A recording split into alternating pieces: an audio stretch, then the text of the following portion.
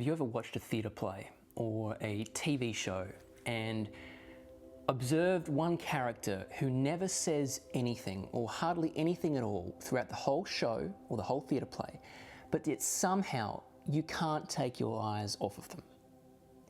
There's something about them that magnetizes your attention to that character. Can you think of someone? There's a great example of this in Samuel Beckett's Waiting for Godot. There's a character that's ironically and quite unfortunately called Lucky. And Lucky hardly says anything throughout the entire length of the play. However, he's got a rather unfortunate predicament because he's in the hands of a captor, his master, who treats him as a subpar human and basically like an animal. And he's prompted at one point in the play, in the middle of the play, he's prompted by his master to think, simply think, basically because he's being treated like an animal. So because he's been ordered to think, Lucky has not said anything at all so far in the play, and he's prompted to think, and he comes out with the most incredible monologue. It is probably one of the most captivating, shocking monologues in all of classic theatre history. This monologue that comes out of nowhere from Lucky is a shock to the characters on stage and the audience, because all along Lucky's given off this aura on stage, of this aura of mystery. He doesn't say anything, he is simply a servant, he quivers, his body language is very much unique to that of subservience, and he has this unique aura of mystery about him. And this is what actors learn. They learn how to magnify and radiate auras, basically. Now, Lucky gives this monologue, and it is a mixture of brilliance and incoherence. It's a jumbled mixture of intellect and then chaos. It quotes history, philosophy, societal references. It's incredible. You should look it up if you have the time. But I give this as an example because it is probably the best example I can think of, which is magnetizing your presence if you are quiet. So I'm sure you felt in today's day and age a need when you go out to events or whether you're at work to keep up with the noise of those around you who are speaking louder, who know how to say the right words at the right time, and you feel a need then to keep up with that in your own way. Now, this may come naturally to you, but most of the time for a lot of quieter individuals who are introverted or a bit of the quieter engineers of the room, who aren't experienced in this, it doesn't look right. And so maybe you've felt this need to say something when you're out with people or in a meeting, and it just doesn't feel right inside of you. Something feels wrong. And I see a shift going on right now where true influence is moving from noise to stillness. It's becoming, there's enough noise in the world today as it is, and it's becoming a unique situation in which people are starting to listen to the one who can hold the room in the most truthful, sincere, still way. Now, if you're watching this, I would bet that this is your superpower, this is your strength. You just don't know, you're just not comfortable enough yet on how to bring this out confidently in a room with other people. That's one of the purposes of today's video. I'm going to go through some points that may help you. The first one being what I call the inverse spotlight. So when you enter into a room, don't think immediately, okay, who do I need to go to, who do I need to talk to connect or network with people? Because that's going to put a load of pressure on you, and you're going to start to feel stressed out, and that's going to bubble up all these fake masks that we wear out in society. It's not going to be the true you. Instead, do this. Go into that room and have the mindset of, okay, who here in this room needs to be seen? Who needs to be seen? Not who do I need to network with, who's the safest person to talk with here, who's gonna take care of me, who needs to be seen?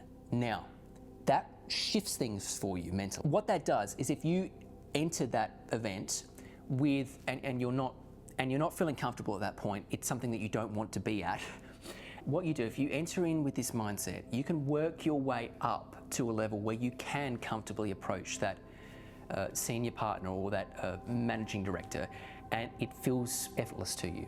But you need to work your way up to that point. So what I would suggest is you just spot one person there who looks similar to you, who looks someone very approachable, who you can go up to and talk with. Now, they need to be seen. That's a person who needs to be seen. It's shifting the energy you're giving out from desperation to one that is generosity. So if you can go to that person and shine the spotlight, because it's an inverse spotlight, remember, it's not on you. You're not putting the spotlight on you. That's the opposite of what you should be doing. You should be putting that spotlight on the other person. Put that spotlight on them, make them feel seen, make them feel heard, and then that will naturally, what that will do is it will decrease your ego, get your ego out of the way, so you're not worrying about yourself, and focus on the other person. Because when you're on stage as an actor, you're never focused on what do I look like. And this is the greatest actors in the world know this. They never get on stage and if they're standing there thinking, okay, what am I going to look like if I turn this way or do this? But no, they don't care. They always focus on the other person. So if you enter that room and you focus on that person, you will start to develop this magnetism in you, and you can work your way up to that top person who you need to see at that point in time. So that's the inverse spotlight. Secondly, I want to go on to this idea of micro freezes. So this is a really simple little hack you can use. Say you're recounting a story to someone. If you're recounting that story and you get to an emotional point in that story, what you should do is you should just freeze at the climax of that emotional point for one beat, and then breathe, and then let it go and release. What that does, so I'll just demonstrate it right now. You're going to work your way up to the climax of the sentence, and then release. Use it whenever you want, but don't overuse it, because then that looks contrived. It's something that can just grab attention quickly from others, and they're not sure why. It's a little hack from theatre, and it works. The third thing that can magnetize your presence if you're quiet is the triple point gaze. So all you're going to do is you're going to glide your gaze from the person's eyes, so the left eye, the right eye, and down to the mouth, and then back up to the dominant eye again, so the left or right, whatever you like to look at. So left, right, mouth, up. Now, it's important not to look like a predator when you're doing this, because it can creep the person out. But the psychology behind this is that people feel safe and they trust someone else who is a caretaker. So what you're doing is you're conveying a caretaker energy to make sure that that person feels safe. That's going to register with the other person, and they're going to feel some sort of connection there and a magnetism towards you. Number 4, narrative breadcrumbs.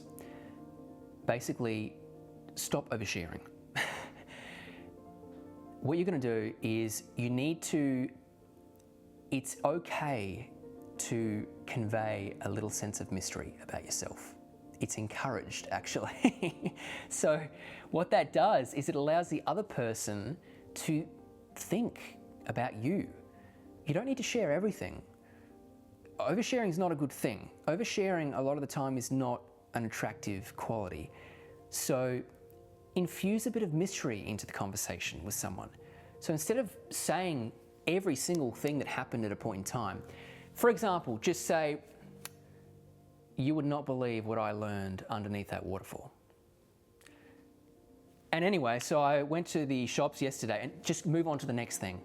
And what that's done is that's cut yourself off intentionally, and it's allowed the other person to think, hang on a second, what happened under that waterfall? I want to know what happened. It creates a very strong sense of magnetism, and it works. Just use it sparingly and use it at the right times, particularly when you're telling a story, and it works very well. The last little trick that I want to share that can help you magnetize your presence if you are quiet is what I call a resonant grounding breath.